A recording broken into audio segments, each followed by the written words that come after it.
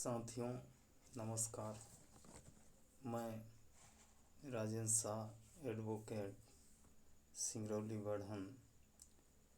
दोस्तों, मैं आज सुप्रीम कोर्ट ई कमेटी के द्वारा जारी किया गया ई कोर्ट सर्विस ऐप के बारे में जानकारी दे रहा हूँ। जो ऐप अपने आप में काफ़ी सुविधाजनक हम लोगों के वकालत पेशा में काफ़ी महत्वपूर्ण है। इस ऐप को डाउनलोड करने के लिए मैंने अपने व्हाट्सएप ग्रुप में लिंक भी दिया है।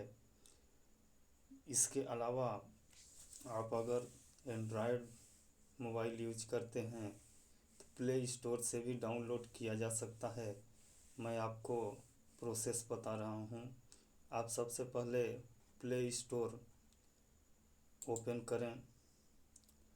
प्ले स्टोर ओपन करने के बाद सर्च बॉक्स में ऊपर के कॉलम में आप टाइप करें ई कोर्ट सर्विस।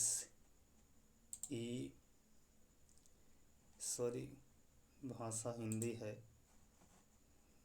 इंग्लिश कर लेता हूँ।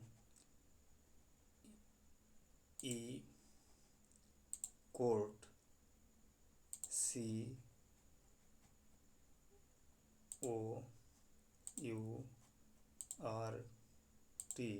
ई कोर्ट सर्विस ऊपर आ गया। ये जो निशान है ये वाला आप ओके करें।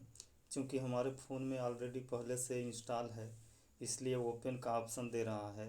आपके मोबाइल में अगर इंस्टॉल नहीं होगा तो यहाँ पे इंस्टॉल का ऑप्शन आएगा, उस पर क्लिक करके आप इंस्टॉल करें। इंस्टॉल करने के बाद आप उक्त ऐप को ओपन करें। ओपन करने के बाद कुछ इस तरह से ऐप का इंटरफेस खुलेगा, जिसमें सबसे पहले आपको केस स्टेटस में जाके अपना स्टेट सेलेक्ट करना है। इस तरह से स्टेट आएगा। स्टेट में आप मध्य प्रदेश सेलेक्ट करें। इसके बाद डिस्ट्रिक्ट आएगा। डिस्ट्रिक्ट में अपना ज़िला सिंगरौली सेलेक्ट करें। इसके बाद ये ऐप चालू हो जाएगा। इस ऐप के द्वारा आप बहुत कुछ कर सकते हैं। जैसे मान लीजिए आपको काज लिस्ट देखना है तो केस स्टेटस के बगल में काज लिस्ट दिया है। काज लिस्ट ओपन करें। काज लिस्ट ओपन करने के बाद आपको सेलेक्ट कोर्ट कॉम्प्लेक्स में क्लिक करना है।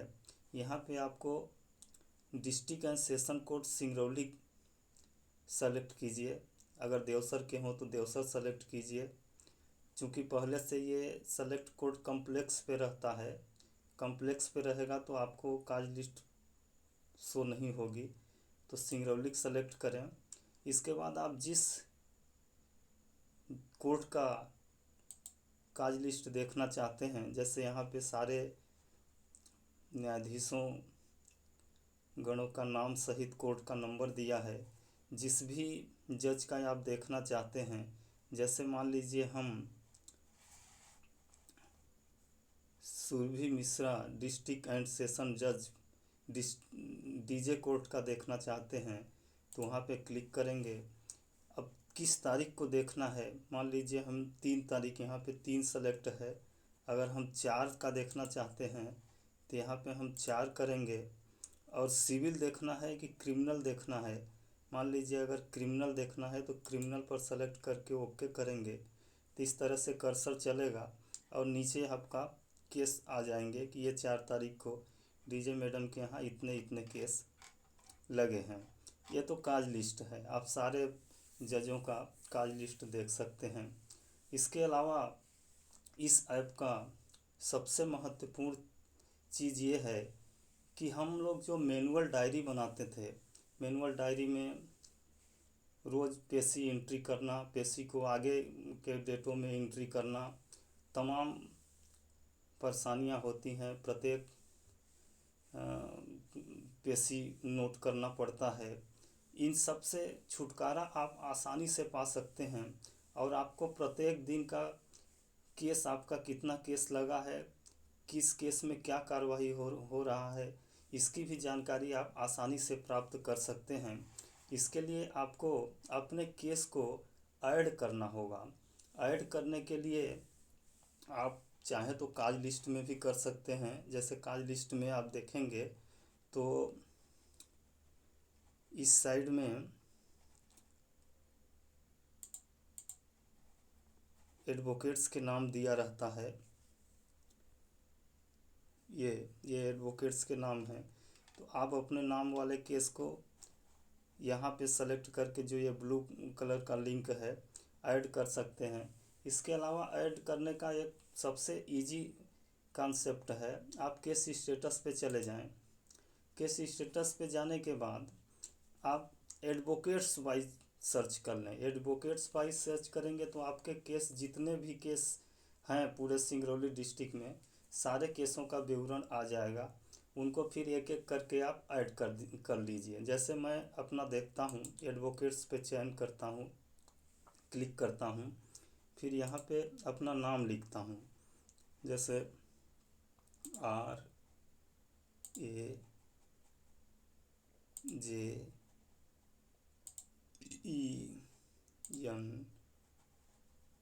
RAJEN राजेंद्र लिख दिए। अब पेंडिंग केस पर ऑलरेडी रहेगा। इसके बाद हम गो पे जाएंगे। जैसे ही गो पे जाएंगे ये थोड़ा सा समय लेगा। इसके बाद हमारे नाम से जितने भी केस लिस्टेड हैं, ये देखिए, फैमिली कोर्ट डिस्ट्रिक्ट सिंगरौली में यह केस है। डिस्ट्रिक्ट एंड सेशन कोर्ट में टोटल 472 केस दिखा रहा है। अब 472 केस को हम ओपन किए। ओपन करने के बाद चूँकि हमने राजेंद्र लिखा है तो राजेंद्र नाम के सारे केस इसमें आए हैं। हम अपना वाला केस एंट्री करेंगे। तो इसके लिए हम अपना नाम वाला देखते हैं। ये लिखा है जैसे राजेंद्र प्रसाद शाह। अब इस केस को हमें ऐड करना है। तो इस केस को ऐड करने के लिए हमको ये ब्लू लिंक पर क्लिक करना है। ये ब्लू लिंक पर हम क्लिक करेंगे, ओपन हो जाएगा। ओपन होने के बाद ये कॉर्नर में देता है ऐड केस। इस केस पर हम ऐड करेंगे। ऐड करने के बाद यहाँ ओके का बटन आएगा, ओके को क्लिक करेंगे। जैसे ही हम ओके क्लिक करेंगे यहाँ पे सेव केस का निशान आ जाएगा, मतलब ये हमारा केस सेव हो गया। इस तरह से हम एक एक करके अपने सारे केसों को ऐड कर लेंगे। ऐड करने के लिए और कई तरह के माध्यम हैं। हम केस नंबर से भी ऐड कर सकते हैं, पार्टी नेम से भी ऐड कर सकते हैं। इन सब के अलावा हम केस टाइप से भी ऐड कर सकते हैं। जैसे कौन सा केस टाइप के हम मुकदमा किए हैं। जैसे मान लीजिए हम केस टाइप पे सेलेक्ट करते हैं और 2020 देखते हैं। 2020-21 में हमने मान लीजिए सिविल केस हमें देखना है कि सिविल केस के हम कितने मुकदमे फाइल किए हैं। तो RCS civil suit class A हम सेलेक्ट करेंगे और यहाँ पे सन डाल देते हैं हम 2021 डाल के हम गो पे सर्च करेंगे। तो ये हमारा बता रहा है कि सिविल सूट क्लास A 2021 में अब तक टोटल 140 केस दायर किए गए हैं। अब 140 केसों का लिस्ट देखने के बाद जो हमारा होगा उन केसों को हम देख लेंगे, पहचान लेंगे कि हम राम विशाले शाह का किए हैं, त्रिलोकी का, सुदामा का, किसका किए हैं। उस वाले केस को आसानी से ये ब्लू लिंक पर क्लिक करके उस केस को भी ऐड कर सकते हैं। इसके अलावा हम उक्त ऐप से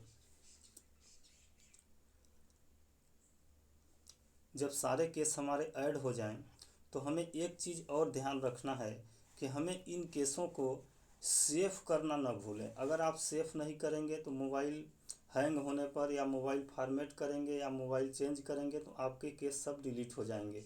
तो इसके लिए हम जब सारे केस अपना ऐड कर लें तो ये ऊपर में जो 3 बटन का निशान दिख रहा है इस पर हम क्लिक करेंगे।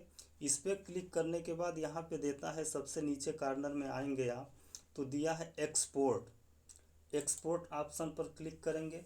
एक्सपोर्ट ऑप्शन पर क्लिक करने के बाद हम लोग इस केस को अपने गूगल ड्राइव, ये लिखा है बीच में save to drive, save to drive में सेलेक्ट करेंगे।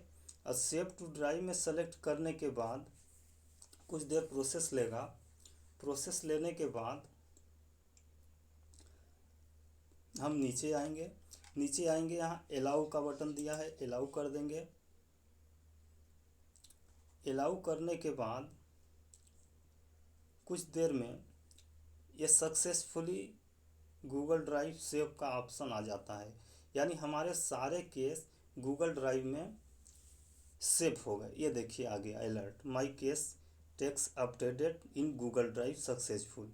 अब इसके बाद अगर हमारा फ़ोन गायब हो जाए, चोरी हो जाए या हम चेंज बदलते हैं तो हमारे केस जो हम ऐड किए हैं वो डिलीट नहीं होंगे, वो गायब नहीं होंगे।